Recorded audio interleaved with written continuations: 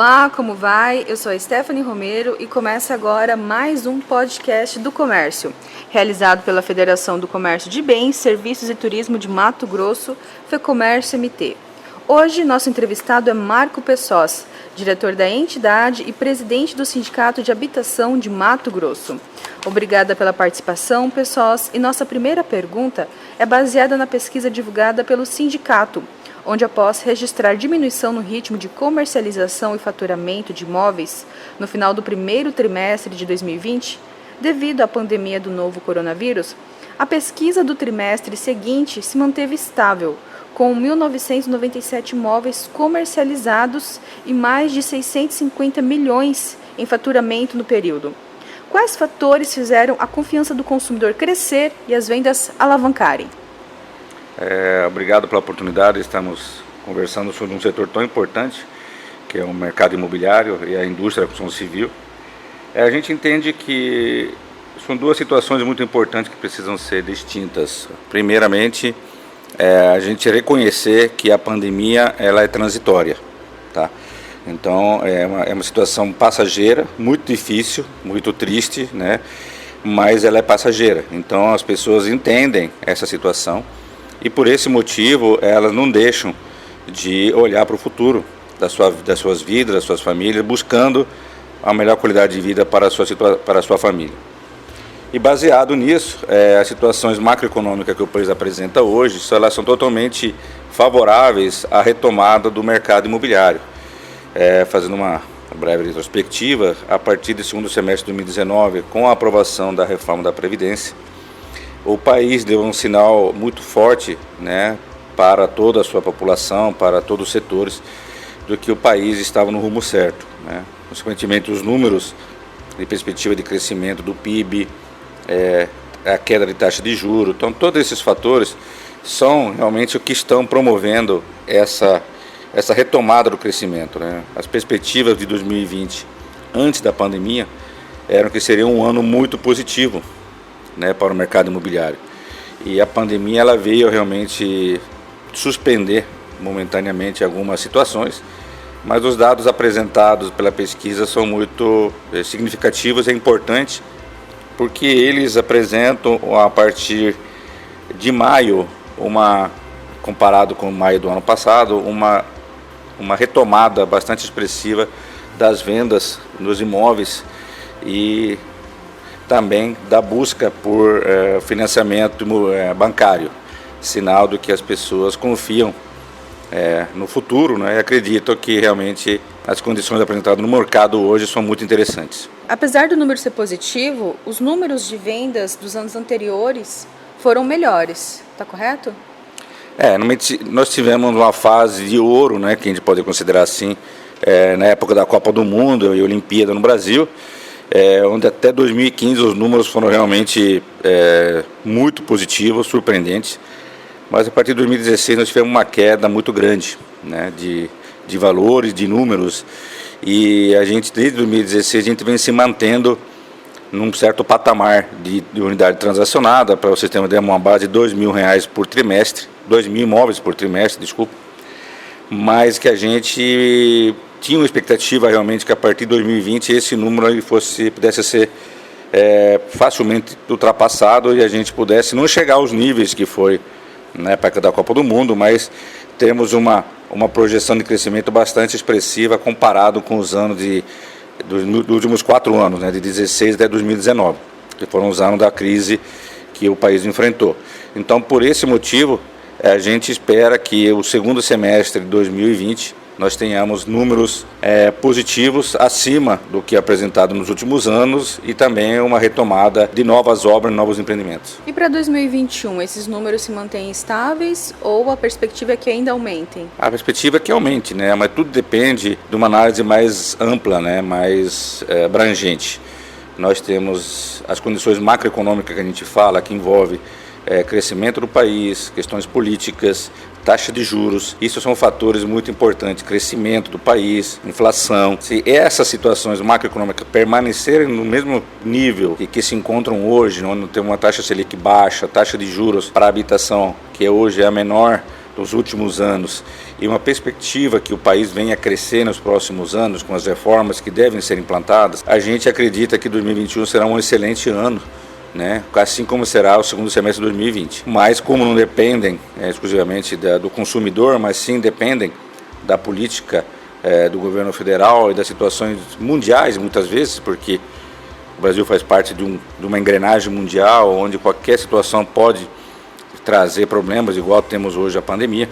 Então, realmente, assim, mantendo-se as condições de hoje, a gente tem uma perspectiva muito grande para que o segundo semestre de 2020 e o ano de 2021 sejam anos muito bons para o setor da construção civil, e acredito que daí para frente os próximos anos também sigam essas tendências. Então, precisamos manter essas condições macroeconômicas em ordem, em dia, para que a gente possa buscar esse crescimento. E qual o tipo de imóvel que as pessoas estão preferindo? Casa nova, usada, apartamento? Qual a metragem e a faixa de valores? É bem amplo, né? Porque cada um sabe da sua necessidade, né? Então a gente percebe hoje, nesse primeiro momento após a pandemia, após as limitações que foram exigidas, né, do lockdown, do fechamento, do fica em casa, que muitas pessoas estão procurando casa em condomínio fechado. Primeiro, por causa da segurança, segundo, pela liberdade que você tem numa casa, onde você tem seu quintal, muitas vezes você tem uma piscina, você tem uma pista de caminhada, estruturas internas no condomínio que te permitem, né, você ter uma qualidade de vida melhor. Então, muitas vezes hoje nós temos clubes, verdadeiros apartamentos clube, né, espalhados pela cidade, onde as pessoas estão sendo proibidas de circular dentro do condomínio. Então, isso é muito desgastante para quem tem, por exemplo, criança pequena. Então, nós temos essa situação, nós temos outra situação onde você começou a trabalhar de uma outra forma com o home office, aí você percebeu que sua casa, seu apartamento, está faltando uma peça, está faltando mais um quarto, mais um ambiente para você poder se concentrar, para você realmente realizar seus trabalhos com eficiência, com qualidade, sem sair da sua residência, né? Então, também há essa preocupação, essa procura.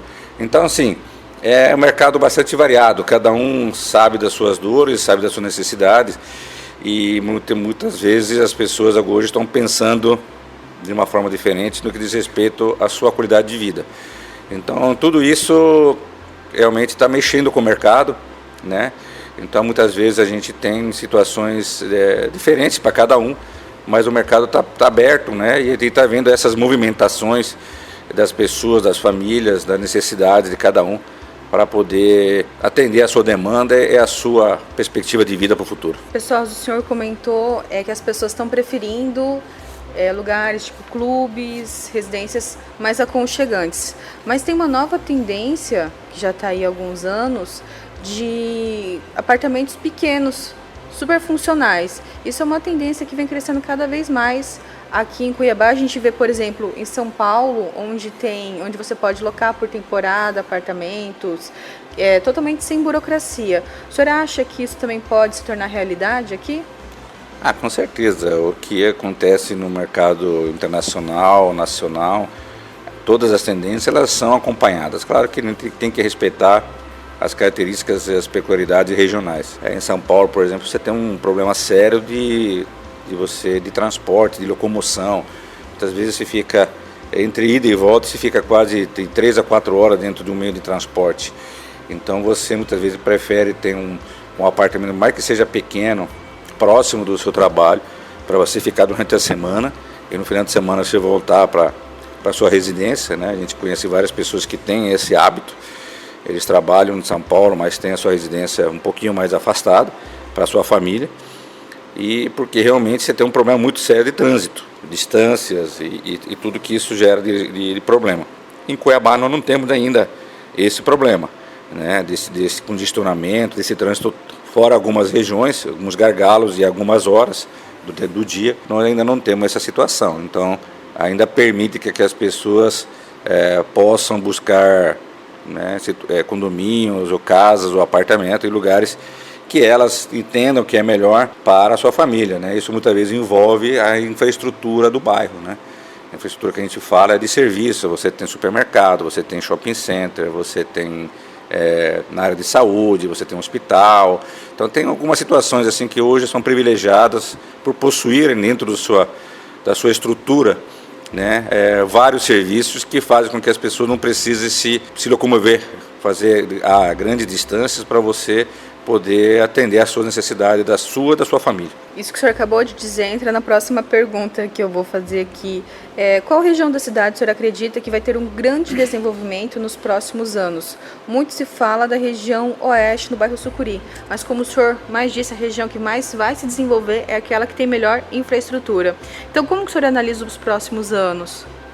Essa região do Sucuri é vamos dizer assim, é uma aposta para os próximos anos. Acredito que é uma região nova, completamente nova para ser desbravada.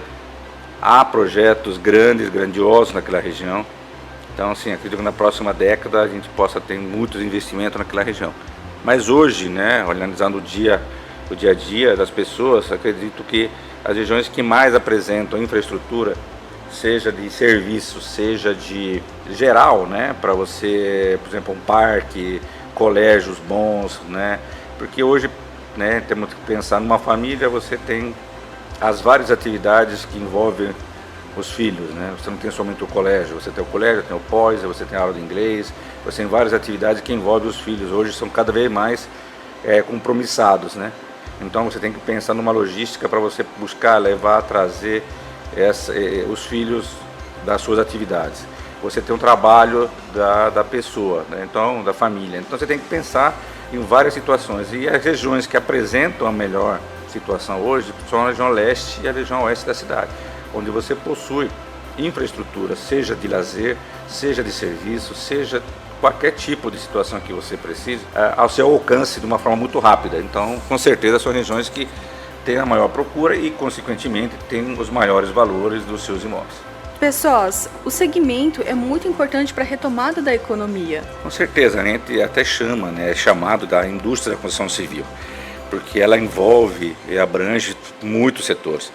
A gente costuma comentar e brincar, né? Quer dizer, quando a gente vende um lote, por exemplo, o que a gente gera na sequência desse lote de investimentos é muito grande, porque se você tem um lote, você vai construir nele. Essa construção envolve mão de obra, material de construção, impostos que você gera. Após a sua conclusão, você tem que mobiliar essa unidade que você acabou de construir, seja ela residencial, seja ela comercial. Aí você envolve equipamentos, né? Sejam de decoração, mobília. Então, assim, é uma cadeia de serviços que você vai gerar. Então, é uma cadeia que gera uma movimentação muito grande, uma indústria muito pesada.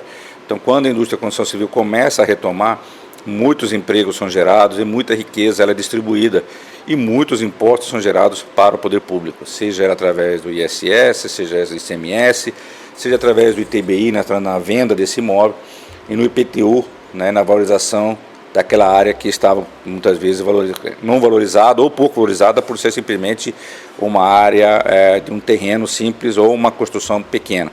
Então toda essa geração de emprego e renda é ligada ao setor da construção civil, que é um setor fundamental para a retomada do crescimento do país. O senhor acabou de dizer do poder público que ele arrecada com isso, mas essa arrecadação tem que voltar em melhoria de infraestrutura. A gente vê aí agora a construção, pelo menos aqui em Cuiabá, de viadutos, de asfalto, mas isso precisa melhorar para que a região se desenvolva.